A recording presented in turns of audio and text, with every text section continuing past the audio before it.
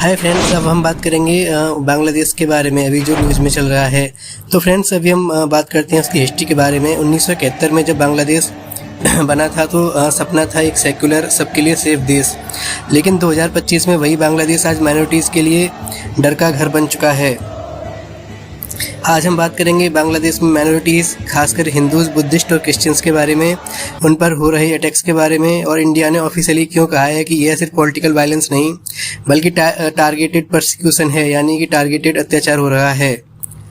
तो फ्रेंड्स, अब हम बात करते हैं एक्सटर्नल अफेयर मिनिस्ट्री के स्पोक्स पर्सन रणधीर जायसवाल ने क्या कहा उस बारे में। बांग्लादेश में 2900 से ज़्यादा वायलेंट इंसिडेंट हो चुके हैं इंटरिम गवर्नमेंट के टाइम, जो मोहम्मद यूनिस की लीडरशिप में है। इनमें माइनॉरिटीज़ कम्युनिटीज़ को टारगेट किया जा रहा है और इंडिया ने क्लियरली बोला है इससे पॉलिटिकल वायलेंस से मीडिया एग्जेजरेशन बोल के इग्नोर नहीं किया जा सकता। अभी जो रिसेंट केस हुआ है जिसमें एक दलित हिंदू युवक दीपू चंद्र दास को मेमनसिंह सिटी में ब्रूटली मार दिया गया। इंडिया के कई शहरों में वीएचपी और बजरंग दल ने प्रोटेस्ट किया। प्रयागराज से लेकर दूसरे पार्ट्स तक ये प्रोटेस्ट हो रहे हैं। बांग्लादेश और माइनॉरिटीज़ का पुराना रिश्ता है। 1947 में पार्टीशन के बाद ईस्ट पाकिस्तान बना, जहां हिंदू पॉपुलेशन लगभग 28% थी। 1971 में बांग्लादेश लिबरेशन वार हुआ, उसमें जो लाखों हिंदू को स्पेशली टारगेट किया गया। इंडिया ने उसमें इंटरवीन करके बांग्लादेश को आज़ादी दिलाई। 2025 में अब हिंदू पॉपुलेशन सिर्फ 7 से 8% के आसपास रह गई है। अब सवाल उठता है कि क्या यह सिर्फ माइग्रेशन का रिजल्ट है या एक प्लान्ड डेमोग्राफिक क्लीनिंग हो रही है। अब करंट सिचुएशन के बारे में बात कर रहे हैं, वायलेंस के पैटर्न समझते हैं। ग्राउंड रिपोर्ट से क्या दिखता है कि अभी जो वायलेंस हो रही है उससे मंदिरों को तोड़ना, जलाना, हिंदू गांवों पर मूव का टैक्स, लड़कियों का किडनैपिंग केस, माइनॉरिटीज़ को लैंड से फोर्सफुली भगाना, इलेक्शन या पॉलिटिकल अनरेस्ट के टाइम पर माइनॉरिटीज़ सबसे पहले टारगेट होती हैं। गवर्नमेंट का एक स्टैंडर्ड रिप्लाई होता है जब उनसे पूछा जाता है कि पॉलिटिकल केसेस हैं, इसमें हम कुछ नहीं कर सकते। अब इंडिया का जो काउंटर है कि अगर ये सिर्फ पॉलिटिकल केसेस हैं तो हर बार विक्टिम माइनॉरिटीज़ का ही क्यों होता है, वो बांग्लादेश गवर्नमेंट जवाब नहीं दे पाती है। अब इससे पॉलिटिकल एंगल समझते हैं कि जो इंटरिम गवर्नमेंट है वो मोहम्मद यूनिस के अंडर में है। जब से इन्होंने सत्ता संभाली है, जब से इंटरिम सेटअप बना है, तब से लॉ एंड ऑर्डर कोलैप्स हो रहा है। इनके शासन में रेडिकल इस्लामिस्ट ग्रुप्स ज़्यादा एक्टिव हो गए हैं। सोशल मीडिया पर ओपन थ्रेट्स हो रहे हैं, Hindu should go to India, यह स्लोगन्स ओपनली सर्कुलेट हो रहे हैं। अब इसमें इंडिया का स्टैंड क्या है। इंडिया ने ऑफिशियल स्टेटमेंट में कहा है कि बांग्लादेश की गवर्नमेंट को माइनॉरिटीज़ की प्रोटेक्शन इंश्योर करनी ही होगी, किलर्स को अरेस्ट करना होगा और सेलेक्टिव साइलेंस बंद करनी होगी। इंडिया ने इंटरनेशनल फॉर्म्स पर भी यह मुद्दा रेज करना शुरू कर दिया है। अब बात करते हैं कि ये जो मैटर है वो इंडिया के लिए क्यों इम्पोर्टेंट है। क्योंकि इसमें बहुत सारी टॉपिक्स आती हैं, जैसे कि ह्यूमैनिटेरियन क्राइसिस, रिफ्यूजी इन्फ्लक्स का प्रेशर बढ़ने लगा है, बॉर्डर सिक्योरिटी पर रेडिकलाइजेशन का स्प्रेड हो रहा है, रीजनल स्टेबिलिटी के बारे में बात करें तो बांग्लादेश से डिस्टेबलाइज हुआ तो पूरा का पूरा साउथ एशिया इससे अफेक्ट होगा। और बॉर्डर रिस्पॉन्सिबिलिटी की बात की जाए तो 1971 के वक्त इंडिया ने बांग्लादेश बनाया, बांग्लादेशियों की हेल्प की, क्योंकि जब पाकिस्तान वेस्ट और ईस्ट में बटा हुआ था तो वेस्ट पाकिस्तान ईस्ट पाकिस्तान पर काफ़ी जुल्म करता था, वो सबको पता है। तब इंडिया ने बांग्लादेश का साथ दिया, ईस्ट पाकिस्तान का साथ दिया और उनके लिए ईस्ट पाकिस्तान इन बांग्लादेश बनाया। और अब वही बांग्लादेश इन एहसानों के बदले उल्टा माइनॉरिटीज़ पर अत्याचार कर रहा है, उसको शर्म आनी चाहिए। तो फ्रेंड्स, ये कोई ताज़ा केस नहीं है, माइनॉरिटी पर जुल्म होते रहे हैं लेकिन इस सरकार में बढ़ चुके हैं।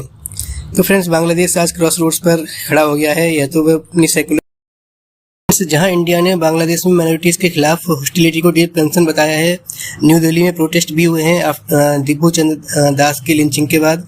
इस वायलेंस के चलते इंडिया बांग्लादेश डिप्लोमेटिक टेंशन बढ़ रही है। इंडिया के असम में भी प्रोटेस्ट हुए जहां हिंदू सॉलिडरिटी दिखा रहे हैं। बॉलीवुड स्टार्स और सोशल इन्फ्लुएंसर ने भी इस पर आवाज़ उठाई है। बांग्लादेश के हिंदूज ने बॉर्डर ओपनिंग की अपील भी इंडिया से की है कि हमें इंडिया में आने दीजिए, क्योंकि हमें बांग्लादेश में अपनी जान का खतरा है।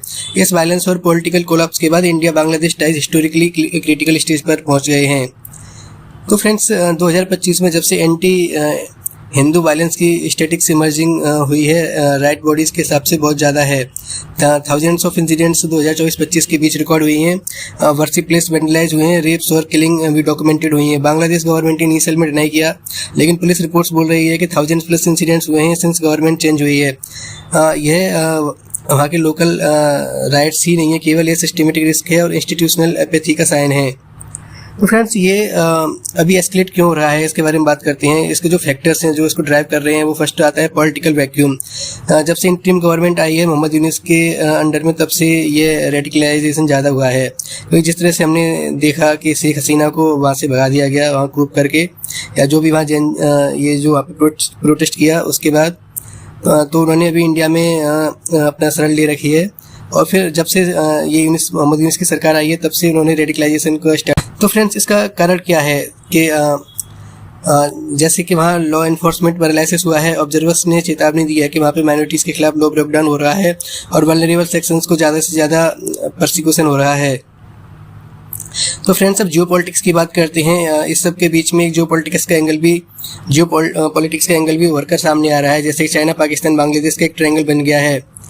क्योंकि अब हम जहाँ बांग्लादेश की फॉरेन पॉलिसी शिफ्ट हो रही है, तो जो न्यू स्ट्रेटेजिक अलाइनमेंट्स हैं उसमें सबसे पहले बात करें, नंबर 1, चाइना बांग्लादेश का लार्जेस्ट ट्रेडिंग पार्टनर बन चुका है, जिसकी ट्रेड वर्थ लगभग $24 बिलियन हो गई है। बांग्लादेश पाकिस्तान रिलेशंस का भी न्यू मोमेंटम दिख रहा है।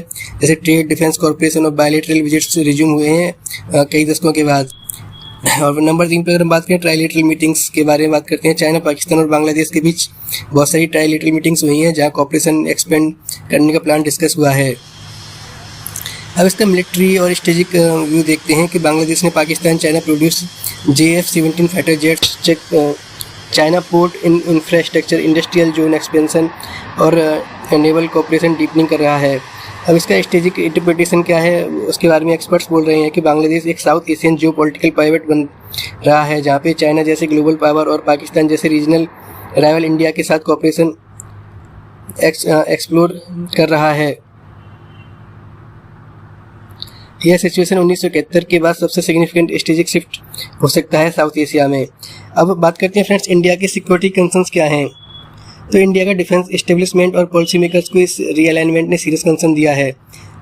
चीफ्स और एनालिस्ट्स कह रहे हैं कि China Pakistan influence south Asia में स्ट्रेटेजिक बैलेंस को चैलेंज कर रहा है।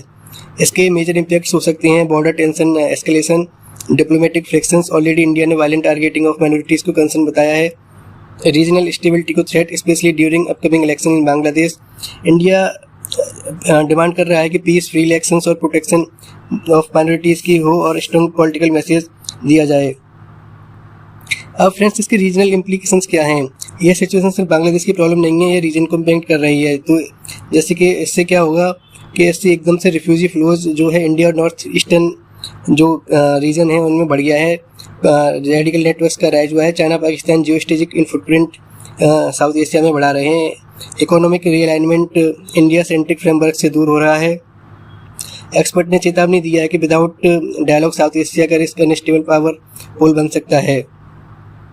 तो फ्रेंड्स बांग्लादेश में जो हो रहा है माइनॉरिटीज़ के साथ बैलेंस और जियोपॉलिटिकल शिफ्ट हो रही है, यह सिर्फ एक देश के इंटरनल इश्यू नहीं है बल्कि साउथ एशिया के फ्यूचर को डिफाइनिंग मूवमेंट है।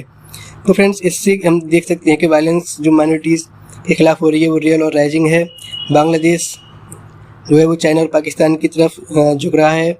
इंडिया के जो डिप्लोमेटिक टेंशन हैं वो पीक पर हैं। रीजनल स्टेबिलिटी रुक रही है और डायलॉग और अकाउंटेबिलिटी के से हम दूर जा रहे हैं, क्योंकि जब तक डायलॉग और अकाउंटेबिलिटी साथ में नहीं आएगी तब तक कोई वार्ता नहीं हो सकती है। तो फ्रेंड्स इस वीडियो को लाइक करें, शेयर करें और कमेंट करें, आवाज़ उठाएं, अवेयरनेस बढ़ाएं, क्योंकि जब तक जुल्म हम समझ नहीं पाएंगे हिस्ट्री रिपीट होती रहेगी। Thank you.